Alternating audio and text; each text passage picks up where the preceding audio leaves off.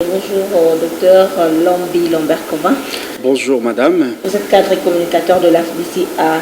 Alors, devant la presse, Bati Lukwebo, un informateur a dévoilé qu'il n'a reçu jusque-là aucun fonds du Trésor public. Qu'en dites-vous? Moi, je pense que vous étiez à la conférence de presse au Campescu Hotel. Et l'informateur, le professeur sénateur Bati Lukwebo, a tenu à fixer l'opinion sur cette question de budget parce que dans les réseaux sociaux et dans certains médias, ici à travers la ville de Kinshasa précisément, certains journalistes mal intentionnés, non informés, se sont permis, n'est-ce pas, de marchander les informations en publiant de fausses informations sur un prétendu budget du bureau de l'informateur et de l'informateur. Je crois qu'ici, le formateur a balayé cette question. Il n'a reçu aucun rond jusque-là du gouvernement de la République démocratique du Congo quant à sa mission. Et d'ailleurs, l'informateur a tenu à préciser qu'ils sont là que pour autant et ils n'ont pas ce de choses à faire. Vous savez, le mandat est de 30 jours renouvelable. Et donc, nous tenons aussi à préciser à l'opinion qu'il n'y a rien, le formateur n'a rien reçu du gouvernement. Et d'ailleurs, même la cérémonie ou l'activité qu'on a organisée au Fleuve Congo Hotel, le professeur sénateur Bati Lukwebo l'a dit, c'est de sa propre poche qu'il a pu organiser ces activités. Et c'est pour dire que nous demandons, c'est ici pour nous, madame, l'occasion de demander à l'UNPC, qui est l'organe qui régit le journaliste, de pouvoir organiser, n'est-ce pas, quelques ateliers de formation pour mettre un peu de l'ordre dans le secteur de médias. Parce que nous avons constaté la plupart des journalistes, sans fondement aucun, sans preuve, se permettent de publier des informations fausses et des hérésies. Et aujourd'hui, si on essaie d'interpeller quelqu'un, c'est la première corporation, donc l'UNPC, sera première à dire, ben voilà, acharnement contre le journaliste. Non, ce n'est pas un acharnement. Nous devons comprendre que lorsque vous publiez une information, soyez-en sûrs que vous en avez le preuve. Ailleurs, nous voyons, notamment Washington Post, quand on publie une information, on publie également le document attestant ce qu'on dit. Et donc, pour chuter, l'informateur, le professeur sénateur Bati Lukwebo, en tant que patriote, est en train de travailler à âme et conscience parce qu'il sait les enjeux politiques de l'heure. Pourquoi utiliser ses frais propres? Non, mais c'est parce que ce souci-là, madame, nous tous aujourd'hui, c'est pour justement répondre à cette question. Qu'est-ce que vous faites pour le Congo? Et aujourd'hui, la plupart des gens, les pays, fait quoi pour nous? Est-ce qu'il n'y a pas un intérêt, il n'y a qu'un seul intérêt, c'est le souci de servir la nation. Et ce n'est pas la première fois, c'est depuis plusieurs années. Conférence nationale souveraine, rappelez-vous, concertation nationale, bien sûr, dans beaucoup la société civile. Bref, ce n'est pas aujourd'hui que le professeur sénateur Bati Lukwebo a engagé ses propres moyens pour servir ce pays. Et donc, il n'y a rien jusque-là et l'informateur n'a reçu aucun rôle. Et d'ailleurs, on a posé la question aux journalistes. Il fallait prouver les allégations auxquelles... Vous savez, nous avons l'impression que la presse congolaise est habituée aux allégations tapageuses, aux allégations pour attirer l'attention du public. Vous ne le dites pas parce que vous êtes du côté AFDCA? Non, je ne le dis pas, mais parce que même le monsieur qu'on a posé, même le monsieur qui a donné ces allégations, on l'a demandé de prouver. Vous savez, madame, en journalisme, moi je suis un enseignant de journalisme, on dit il ne suffit pas de dire, il faut le prouver. Et donc, ça ne vous suffit pas de dire qu'il y a ça, il faut le prouver. C'est ça le journalisme professionnel. Non, ce que je sache, vous ne pouvez pas parler contrairement à Modeste. Non, je ne dis pas parce que c'est le professeur Modeste Bati Lukwebo, mais la réalité en face. Ce que vous dites une chose à laquelle vous n'êtes pas à mesure, n'est-ce pas, de prouver. Vous êtes journaliste, vous dites j'ai des éléments. Et quels sont ces éléments? Je sais qu'on ne demande pas à un journaliste de citer ses sources, mais l'information crédible que vous avez, il faut la publier. L'information se suit avec des documents. Lorsqu'on parle de budget, il y a un décaissement, madame. Il y a un décaissement, il y a des documents, la Banque centrale et tout. Quels sont les documents de décaissement que le journaliste détient pour ces genres d'allégations? Et bref, je crois que ce sont des hérésies.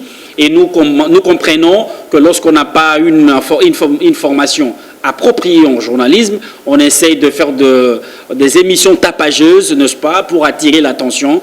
Mais je précise ici que le bureau de l'informateur, comme il l'a dit lui-même au cours de ce point de presse, il n'a rien reçu. Les 1 500 000, ce sont des hérésies, ce sont des accusations tapageuses et dramatiques pour justement attirer l'attention des gens, du public. Et bien voilà, c'est ce que nous pouvons dire sur cette question. Alors, au Palais de la Nation, l'informateur Modeste Bathily va présenter auprès du chef de l'État 25 chefs de groupements et partis politiques ayant adhéré jusqu'ici à l'Union sacrée. Ah, c'est ça son travail?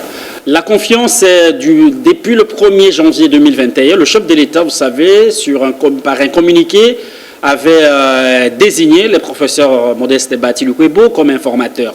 Et donc, il était important à l'informateur, à mi-chemin de son travail, de présenter, n'est-ce pas, le draft, comme on dit, au chef de l'État de ce qu'il est en train de faire. Et c'est justement ce travail-là qu'il a été nommé d'identifier une nouvelle majorité parlementaire. Et quand on parle du Parlement, on parle certainement de groupes parlementaires. Et ce sont ces chefs de file qui devraient être présentés au chef de l'État, et c'est à partir de ce chef de file que l'informateur va certainement identifier les députés. Comme ici, par exemple, nous sommes chez CBS, il y a d'abord le directeur général. À partir du directeur, à ce moment-là, vous pouvez facilement, n'est-ce pas, identifier les agents de CBS. Alors, il était important à l'informateur, n'est-ce pas, de pouvoir présenter au chef de l'État ces chefs de file, n'est-ce pas, de chaque groupe parlementaire. Parce que vous savez, c'est son travail. C'est dans le cahier de charge de ce qu'il devrait faire, madame. Et c'est ça qu'il est en train de faire. Et après ça, certainement, il va passer à autre chose, l'identification de la nouvelle majorité parlementaire. Je crois que le professeur sénateur Bathily est resté dans la logique de son travail. La présentation de ce chef de file au chef de l'État répond justement à la demande que le commandant suprême a demandé au professeur d'identifier une majorité parlementaire. Donc, il était important qu'il vienne avec ce chef de file devant le chef de l'État. Et alors, comment envisagez-vous l'avenir de l'Union sacrée? L'Union sacrée, le professeur sénateur Bathily l'a dit, ce n'est pas un parti politique, moins encore un regroupement politique. C'est justement une union de personnes qui ont les mêmes idées, les idées du développement, les idées du changement, les idées d'avancement de notre pays. Et j'y crois fermement à ce que l'Union sacrée, demain, après-demain, puisse donner quelque chose de bon à notre pays. Même si les gens sont en train de diaboliser cette union sacrée, mais j'y crois fermement parce que lorsque vous regardez les personnes de bonne volonté, et je sais que vous allez revenir, les gens du FCC et tout ça, il n'y a pas que de mal au FCC, il y a des gens consciencieux auxquels on peut formenter, n'est-ce pas, leur cerveau pour justement leur faire comprendre l'idée. Vous savez, la tête de l'union sacrée sur le commandant suprême, son Excellence Félix Antoine Tshisekedi Tshilombo, il n'est pas autorité morale et il n'aime pas ce genre d'appellation, il l'a dit. Et donc aujourd'hui, l'union sacrée, c'est un idéal. Donc une vision commune que les membres qui adhèrent veulent partager, n'est-ce pas, avec le chef de l'État pour le développement de notre pays et pour les 2-3 ans qui restent de sa magistrature. Et donc je crois que l'union sacrée a un bel avenir. Et même si, vous savez, en politique, rien n'est facile, il faut relativiser. Et je crois qu'avec humilité, comme on dit le professeur Modeste Bathily, l'union sacrée va aider ce pays. Les 2-3 ans qui restent, on peut faire quelque chose, madame. Et nous demandons, c'est l'occasion aussi de demander aux autres, et surtout particulièrement aux médias, de soutenir cette vision du chef de l'État autour de l'union sacrée. C'est quelque chose d'une semaine et demie, parlant de Modeste Bathily. Je crois qu'il va finir. Il n'a rien. Il va finir. Il a dit qu'il a opté pour la méthode discrète. D'abord, il est en train de travailler. Vous savez, le professeur Modeste Bathily, c'est pas quelqu'un qui passe tout le temps dans le média de déclarations tapageuses. J'ai reçu ceci, j'ai reçu cela. Je crois que c'est une méthode sage, une méthode discrète. Il est en train de consulter. Il a consulté, raison pour laquelle d'ailleurs il est allé présenter le travail à mi-chemin au chef de l'État. Et donc il lui reste une semaine. Il a dit qu'avant la fin de ce mois, il va présenter son travail au chef de l'État. Alors, parlons de ça. Serge Kadima Lwabea, qui est président de la Ligue des jeunes de PPRD, dit avoir confirmé que Joseph Kabila Kabange n'a autorisé aucun de ses membres d'adhérer à l'Union sacrée. Joseph Kabila n'a pas de membres. Les députés nationaux sont élus par la population congolaise, madame. Les députés ne sont pas élus au nom d'une personne. Ça, il faut préciser. Ils ont un mandat national. Et donc, je ne crois pas que M. Kadima, qui est le président de Gênes du PPRD, ne puisse pas comprendre ces principes. Et les députés nationaux, PPRD ou pas PPRD, AFDC, autres mouvements MLC, ensemble, ce sont des députés de la République démocratique du Congo. Ils sont élus pour représenter le peuple congolais. Et ils prennent des décisions qui engagent l'intérêt, n'est-ce pas, du peuple congolais. Et aujourd'hui, ceux qui adhèrent à l'Union sacrée, ils n'ont pas besoin, n'est-ce pas, de demander l'avis de qui que ce soit, d'autant plus qu'ils n'ont pas quitté leur parti politique, parce que le député, il perd le mandat lorsqu'il quitte un parti politique. Ça, c'est selon la loi. Mais ils n'ont pas quitté, ils ont justement adhéré tout simplement à une vision. Nous avons dit ici, l'Union sacrée, ce n'est pas un parti politique. Ils ne sont pas venus à l'Union sacrée comme un parti, non. Et je crois qu'il faudrait comprendre ce contexte dans lequel nous nous trouvons actuellement. C'est un ensemble de personnes, de gens qui veulent le changement autour du chef de l'État, Félix-Antoine Tshisekedi Tshilombo, les idées du développement. Aujourd'hui, ce pays doit avancer, madame. Et j'ose croire que lorsqu'on a cette vision et lorsqu'on la partage avec le chef de l'État, il est important que même si on avait un mauvais passé en politique, de revenir à la raison et d'adhérer à l'Union sacrée. Et pour clore, parlons des propos de Jean-Marc Kabound, révélant ainsi le secret entre le chef de l'État Moïse Katumbi et Jean-Pierre Bemba. Quelle est votre analyse? Je ne vais pas ici parler au nom de Jean-Marc Kabound, malheureusement. Je ne suis pas ni membre de l'UDPS, ni membre d'un mouvement proche à Jean-Marc Kabound. Il a parlé aux députés nationaux.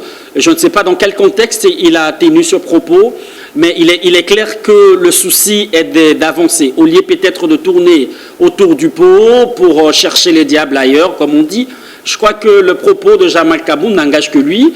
Il sait pourquoi il l'a dit.